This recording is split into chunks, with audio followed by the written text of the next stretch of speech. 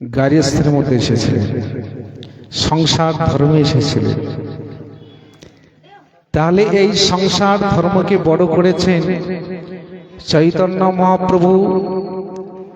এই সংসারে এসে তিনি ব্রহ্মচর্য পালন করলেন, বানপ্রস্থ পালন করলেন, অবশেষে সন্ন্যাস হলেন। আমাদের এই চারটা স্তরের মধ্যে শ্রেষ্ঠ হলো গার্হস্থ্য ধর্ম। এই ধর্মকে শ্রেষ্ঠ বলে মনে করেছে, কিন্তু এই ধর্মটাকে কিভাবে করতে হবে তাই চৈতন্য মহাপ্রভু শিক্ষা দিলেন।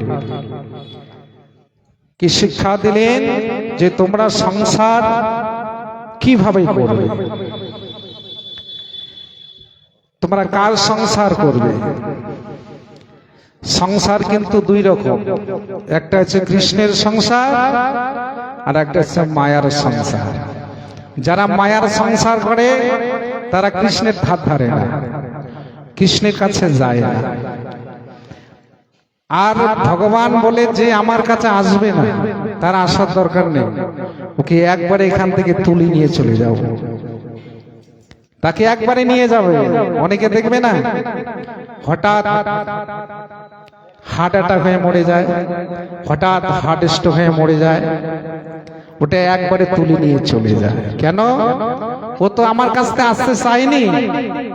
কারণ হঠাৎ যেদিন সময় হবে ওই যমরাত খাতা খুলে দেখবে সময় হয়ে গেছে, ওই পর্যন্ত হরি বল। আমরা বলি না, লোকটা সকালবেলায় খাওয়া দাওয়া করলো, চলাফেরা করলো, কিছুক্ষণের মধ্যে মরে গেল।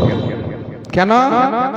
তার টাইম শেষ হয়ে গেছে। সময় শেষ হলে এখানে এক সেকেন্ডও রাখবে না।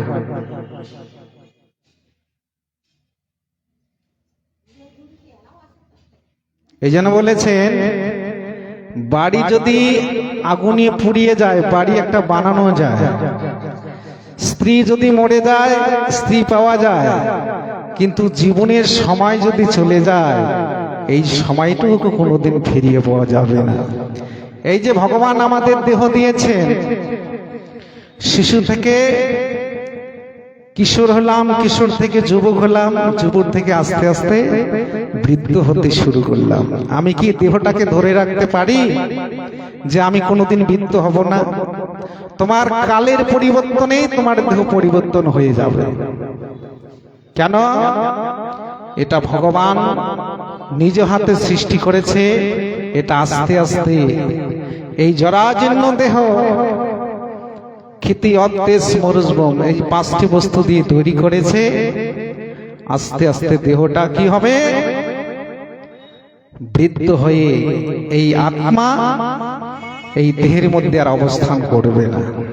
যেমন একটা কাপড় আমরা ব্যবহার করতে করতে যখন পুরনো হয়, ছিঁড়ে যায়, নষ্ট হয়, আমরা কি করি? নতুন একটা কাপড় নিয়ে এসে পরিধান করে ওই পুরনো বস্ত্রটাকে ত্যাগ করি। তা যখন আমরা পুরনো বস্ত্র ত্যাগ করি, নতুন বস্ত্র ধারণ করি, তখন কি আনন্দ হয় না দুঃখ হয়? আনন্দ হয় না? ওটা তো দুঃখ হওয়ার কথা না, ওটা আনন্দের বস্তু। তাহলে আমার দেহে যে পরমাত্মা অবস্থান করছে, এই জরাজীর্ণ দেহটাকে ত্যাগ করে আবার একটা নতুন দেহ পাবে, তাহলে ওটা আমার আনন্দ হওয়ার কথা। কিন্তু তার পরিপ্রেক্ষিতে আমরা কি করি? দুঃখের বিষয় হয়ে সবাই মায়ায় পড়ে কাঁদে। একটা যখন মানুষ মরে যায়, তার জন্য আমরা কান্নাকাটি করি। কিসে পড়ে? কতক্ষণ কাঁদবো? যতক্ষণ শ্মশানে নিয়ে যাবে ততক্ষণ। এরপরে কাঁদবো না। আসা যাওয়া দুদিনেরই অভিনয়। মানুষে মানুষে শুধু পরিচয়, আমাদের পরিচয় কিছুক্ষণের জন্য। এই যে আমি পাগলাপীর থেকে এখানে মঙ্গলবার আসি, ওই সাধু পাগলাপীরের সাধু আসে, এই পরিচয় আছে। তাহলে এই পরিচয়টা আমার কতক্ষণ থাকবে? যতক্ষণ আমার দেহ আছে। আর এই দেহ না থাকলে আর পরিচয় থাকবে না, আর সম্পর্ক থাকবে না। তাহলে কি থাকবে মানুষের? মানুষ যখন এখান থেকে চলে যায় কি থাকে, গাছের ফুল ঝরে গেলে কি থাকে, বৃন্তে থাকে পোটা। আর মানুষ যদি মরে যায় শুধু থাকে তার কথা, তার কথাগুলি মনে পড়বে। যে লোকটা মরে যাবে তার কথাটা মনে পড়বে, কিন্তু লোকটার দেখতে পারবেন না। তো এই জন্য এই আমাদের দেহ ভগবান কিসের জন্য দিয়েছে?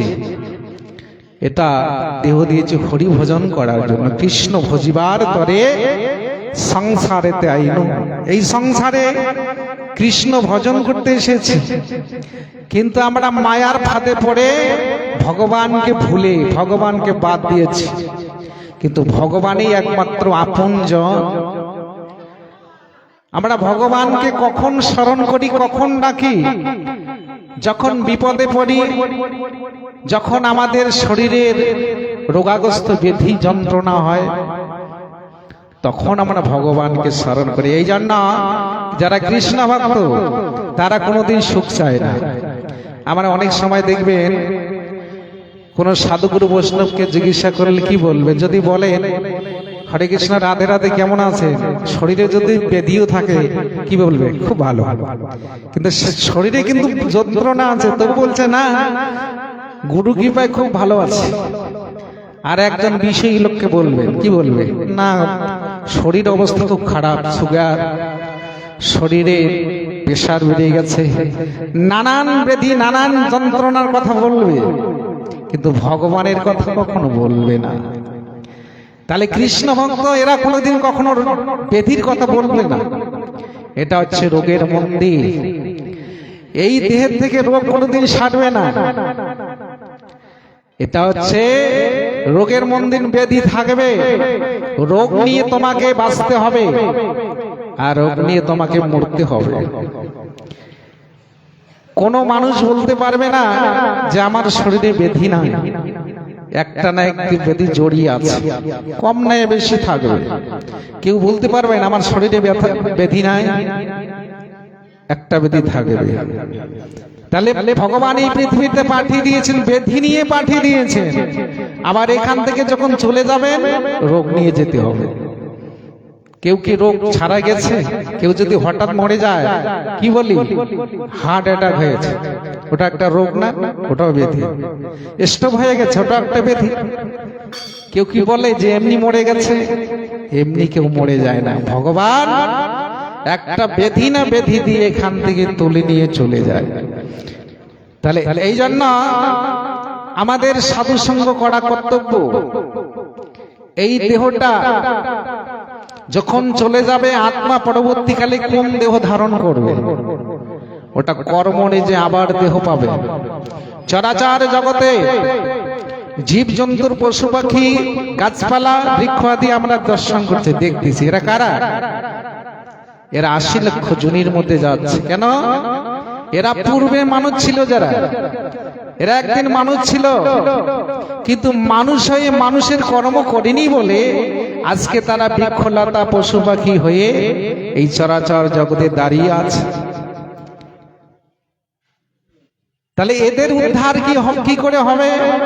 এই জন্য চৈতন্য মহাপ্রভু কলিতে এসে এই সকল জীবকে উদ্ধার করার জন্য বৃক্ষ আদি, গাছপালা, পশু পাখি সবাইকে তিনি আজকে প্রেম দান করলেন। ঝাড়িখণ্ডের মাঝ দিয়ে বনপথে চলে গেলেন বৃন্দাবনে প্রেম দান করতে করতে। নিতাই গৌতমানন্দে হরি হরি বল।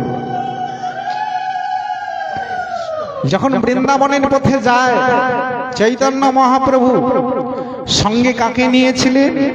সঙ্গে নিয়েছিলেন একজন প্রিয় ভক্ত, তার নাম হচ্ছে গোবিন্দ দাস। দেখেন সংশয় বস্তুটা কিরকম। আমরা কিন্তু আমাদের কৃপণতা, আমরা ভগবানকে দিবার বেলায় কৃপণতা আসে, কৃপণতা করি। অন্য অন্য সময় কিন্তু, আচ্ছা এখন যদি একটা ব্যাধি হয়, ডাক্তার যদি কলকাতার ডাক্তার বলে এখানে হবে না, চেন্নাই যেতে হবে, টাকা পয়সা খরচ করে চেন্নাই যাবে। চেন্নাই যদি ডাক্তার বলে এখানে হবে না, বেঙ্গলের যেতে হবে।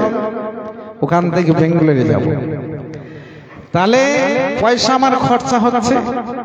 আর যদি একটা কোনো মন্দিরের চাঁদা একটা রসিদ দেয়, 500 টাকা রসিদ, মাথায় বজ্র ভাঙি পড়বে, সর্বনাশ। এবার যে বেধি, এবার রোগের জ্বালা, ওই চেন্নাই থেকে ভেলোর, ভেলোর থেকে বেঙ্গলের অনেক টাকা খরচা হলো, যাক 500 দিতে পারবো না, 200 টাকা দেব। তাহলে ভগবানের দিবার বেলা কৃপণতা করলো। শাস্ত্রে বললেন যদি তুমি ভগবানকে মন প্রাণে দাও, ভগবান কোন দিকে দেবে নিয়ে শেষ করতে পারবে। আর তুমি দিবার বেলা যদি কৃপণতা করো, তোমাকে এমন পোকা ফল দিয়ে দেবে, ফল রূপে পুত্র কন্যা ডাল ভাঙি পড়ে, এমন একটা পোকা সন্তান দেবে, অর্থাৎ বেধি এলা সন্তান দেবে না, ওই হসপিটাল নার্সিংহোম ওই সত্যি সত্যি তোমার ওই বাসকে টাকা খালি হয়ে যাবে। নিতাই গৌর প্রেমানন্দে হরি হরি হরি। এই জন্য ভগবানকে দেবেন, মনে প্রাণে দেবেন, ভগবান তোমাকে সুদে আসলে ফিরিয়ে দেবে। কোনো মন্দিরের জন্য বা কোনো অষ্টপ্রহরীর জন্য সাধুরা যদি চাঁদা ধরতে যায়, যেটা চাইবে, যদি 500 টাকা চায় তা 400 টাকা দেবেন, 100 টাকা হয়তো কম দেবে, কিন্তু অনেকে দেখবেন 500 লাখে দেয় 100, এরকম।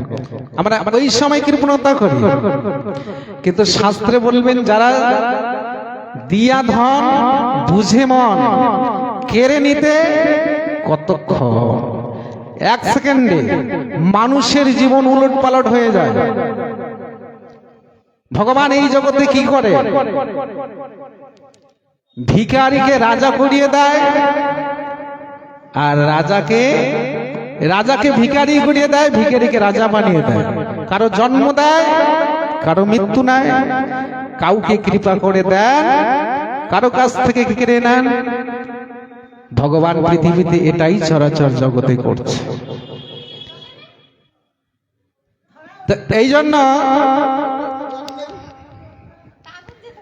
এই মানব জন্মকে সার্থক করতে গেলে আমাদের সাধু সঙ্গ করতে হবে। এই যে আমরা কি বলি, রাধা কৃষ্ণ প্রাণমোর যুগল কিশোর, রাধা কৃষ্ণ, তাহলে কে বড় হলো, রাধা বড় না কৃষ্ণ বড়? রাধার নামটা আগে, কৃষ্ণ নামটা পরে, কিন্তু নাম কিন্তু কৃষ্ণের আগে হওয়া কত, কৃষ্ণ রাধা, এটা কি আছে? রাধা কৃষ্ণ প্রাণমোর যুগল কিশোর।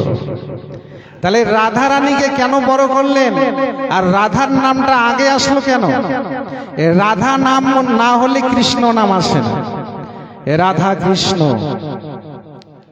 এটা স্বয়ং নারদ মুনি একদিন মনে মনে চিন্তা করছে যে বৃন্দাবনে সবাই রাধে রাধে, রাধা রানীর নাম সবাই বলে, কিন্তু রাধা রানী ভক্ত, আমি কি এর ভক্ত নই? আমার নাম তো কেউ করে না। এটা আমার স্বয়ং ভগবানকে বলতে হবে। এই রাধার নাম সবাই বলে, আমার নাম কেউ বলে না। কি কারণ? আমি তো ত্রিভুবন, অর্থাৎ স্বর্গ মর্ত্য পাতাল, ত্রিভুবনে তার গুণকীর্তন করে বিনা যন্ত্রে। নারদ মুনি ভগবানের কাছে প্রশ্ন করতে যাচ্ছে, স্বয়ং ভগবান তিনি অন্তর্যামী, তিনি তো সব জানেন। এবার নারদ মুনি ভগবানের কাছে যেতে না যেতে ভগবানের মাথা যন্ত্রণা শুরু হয়ে গেল, শির ব্যথা। ভগবান ছল করে বলছে, নারদ নারদ আমি আর বাঁচি না। কেন প্রভু, কি হয়েছে তোমার? যে আমার মাথায় প্রচন্ড যন্ত্রণা, ব্যথা করছে। নারদ বলছে, প্রভু বলো কি করতে হবে, এই মুহূর্তে কি করতে হবে বলো। জলান্ন? না না নারদ, তুমি এক কাজ করো, তুমি কোন ভক্তের ধুলি, চরণ ধুলি নিয়ে এসে আমার মাথায় দাও। ভক্তের ধুলি কোথায় পাবো? তাহলে এক কাজ করো, ভক্ত যদি তুমি না পাও তাহলে আমার স্ত্রী কাছে যাও। কোথায়? যে রুক্মিণী সত্যভামা, এদের দুইজনের চরণ ধুলি যদি নিয়ে এসে আমার মাথায় দাও তাহলে আমার মাথার যন্ত্রণা সেরে যাবে। নারদ বললেন, প্রভু তাহলে একটু অপেক্ষা করো, আমি যাচ্ছি। নারদ মুনি ছুটতে ছুটতে গেলেন রুক্মিণী সত্যভামার কাছে। একটা গামছা নিয়ে গেছে। রুক্মিণী সত্যভামাকে গিয়ে বলছে, ওগো তাড়াতাড়ি প্রভুকে বাঁচাইতে হবে, তোমরা একটু চরণ ধুলি দিয়ে দাও। এবার রুক্মিণী সত্যভামা শুনে বলছে, সর্বনাশ নারদ, তুমি চরণ ধুলি কাকে দেবে?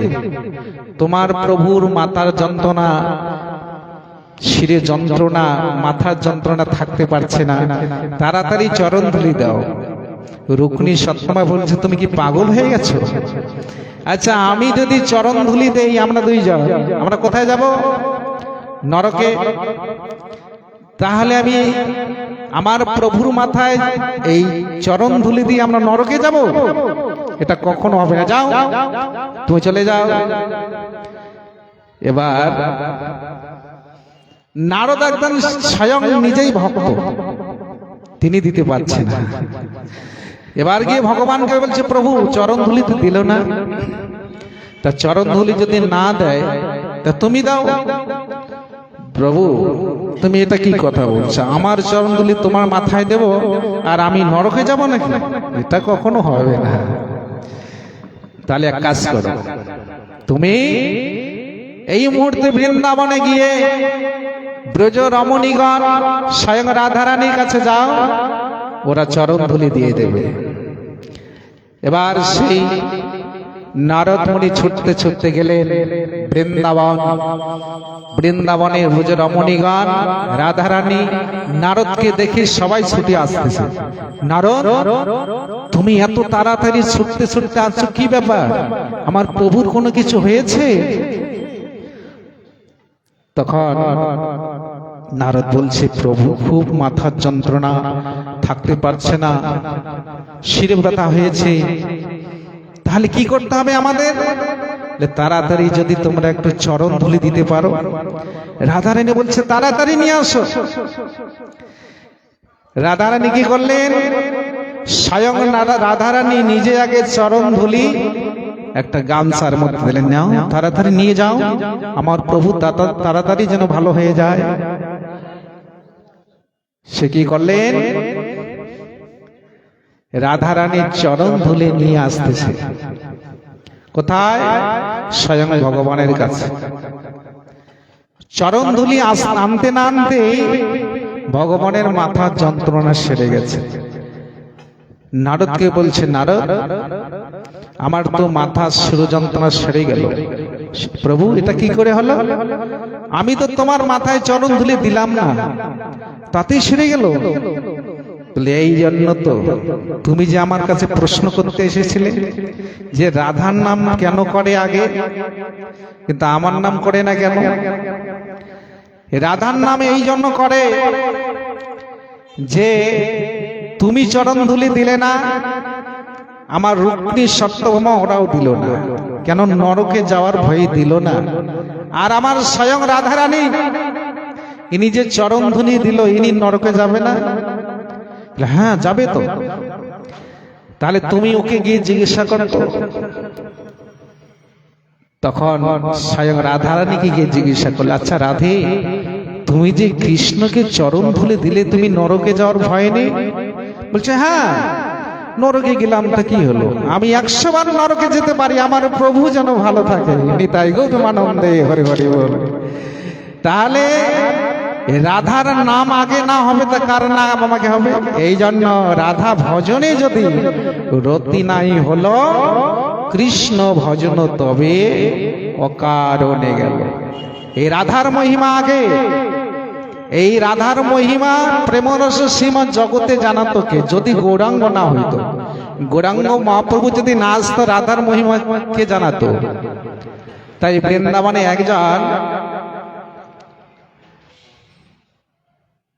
একজন ভক্ত, তার বাবা ভক্ত কিন্তু সাধু, কিন্তু তার ছেলে ভক্ত নয়। তার ছেলেকে বলে, বাবা আরে আমার বংশের মধ্যে সাধু নেই, আমি একজন, তুমি একটু এই পদ অবলম্বন করো। তার ছেলে কি বলছে যে তুমি সাধু হয়েছে বলে আমিও সাধু হব? আমি কখনো সাধু হব না। হবি না? তা তুমি যদি সাধু না হও তা চলো মন্দিরে গিয়ে একটু মহারাজের সঙ্গ করো, বৈষ্ণবের কৃপা হলে হতেও পারে, একটু প্রণাম করে আসো বাবা। এখন বাবার কথা তো ফেলতে পারে না, মন্দিরে গিয়েছে বাবাজির কাছে, ওই বাবাজির সামনে গিয়ে বলছে যাও একটু প্রণাম করো। প্রণাম করতে গিয়েছে, বাবাজি বলছে বাবা তুমি এখানে বসো। আচ্ছা তোমার বাবা একজন পরম বৈষ্ণব, তোমার বাবা তোমাকে এই পথ অবলম্বন করতে বলছে, তুমি কেন করবে না? বলছে না আমার মন চায় না, আমি সাধুও হব না, ওই রাধারামও করব না। তাহলে ওই বাবাজি বলছে তাহলে তুই রাধা নাম বলবি না? না আমি তো রাধা নাম কখনোই বলবো না। কিন্তু রাধা নাম তো বলছি, ওটা অজান্তে বলা হচ্ছে। তাহলে বাবাজির সঙ্গে কথা বলা বলি হচ্ছে, ও বলছে রাধা নাম করবি না? বলছে না আমি রাধা নাম করব না। তো বলছি না, তাহলে এটা অজান্তে বলছে আমি রাধা নাম করব না। যা ঠিক আছে বাবা, এই যে তুই আজকে রাধা নাম করবি না কথাটা অজান্তে বলে গেলি, একদিন এই নামের মহিমা তুই বুঝতে পারবি। যা। বাবা যেই কথা বলে গেল, কিছুদিন পর তার বাবা মরে গেল। ওই ছেলেটা আর কোনোদিন সাধু হলো না, সাধু সঙ্গ করলো না, অন্যায় অত্যাচার করে নানান পাপাচার করে তিনি মারা গেলেন। এখন জমালয় বিচার হচ্ছে যে ছেলেটা সারা জীবন পাপ করেছে কিন্তু ধর্ম কোনোদিন করেনি। এবার একটু শুধু কি আছে যে বাবাজির কাছে গিয়ে তার বাবা নিয়ে গিয়েছিলেন, দুইবার রাধা নাম করেছে, এটার কি ফল পাবে? যমরাজ বলতেছে যে এই রাধা নামের যে কি মহিমা আমরা তো জানি না, কৃষ্ণ নামের মহিমা এটা জানি, কিন্তু রাধা নামের যে কি মহিমা এই তো মহাপাপী। তাহলে এটা জানতে গেলে স্বয়ং ইন্দ্ররাজের কাছে যেতে হবে। তখন ওই পাপী বলছে, ওই যমরাজকে বলছে আচ্ছা মহারাজ আপনি যদি রাধা নামের মহিমা না জানেন তাহলে আপনি যাবেন ইন্দ্ররাজের কাছে, আমি কিন্তু হেঁটে যাব না, আমাকে ঘাড়ে করে নিয়ে যেতে হবে।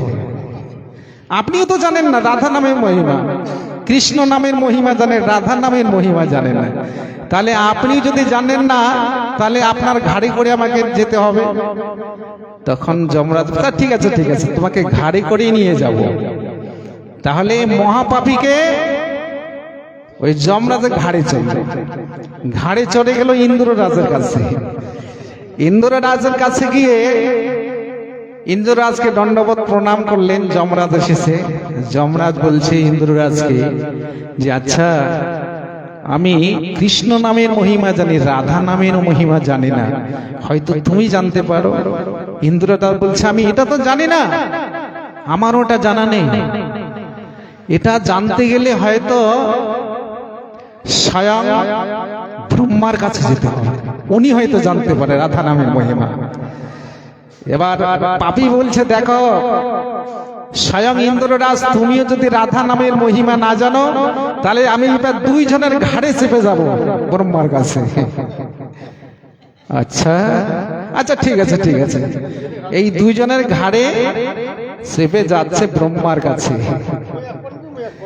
এবার ব্রহ্মার কাছে গেলেন।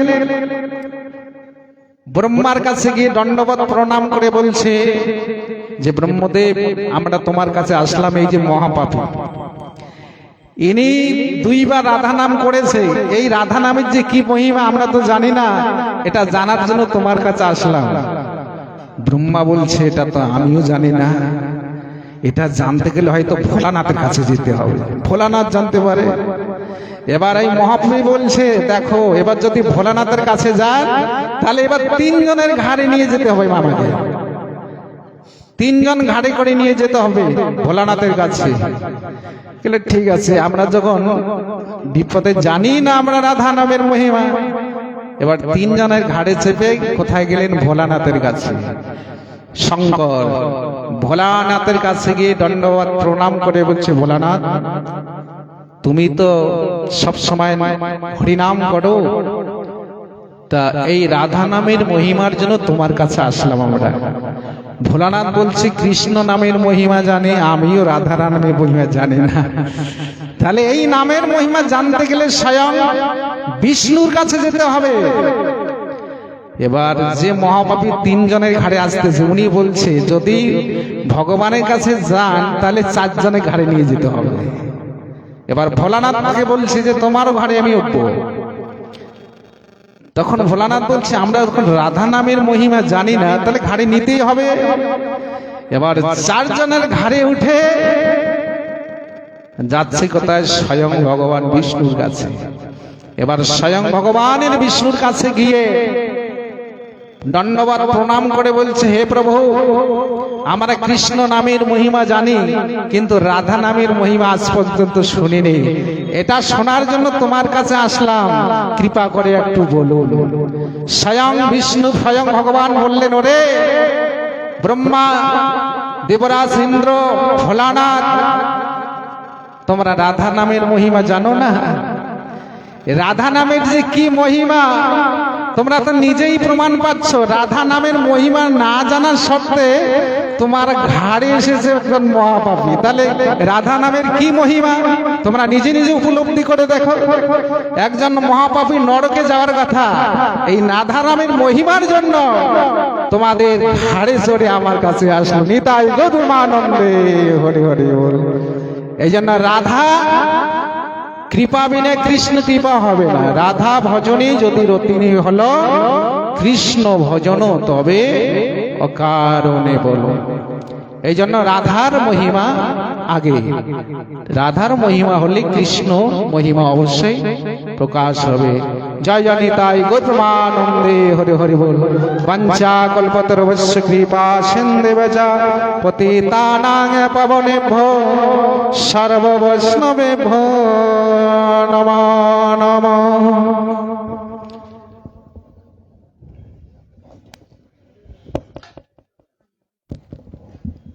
ধরো কুলকাম ধরো।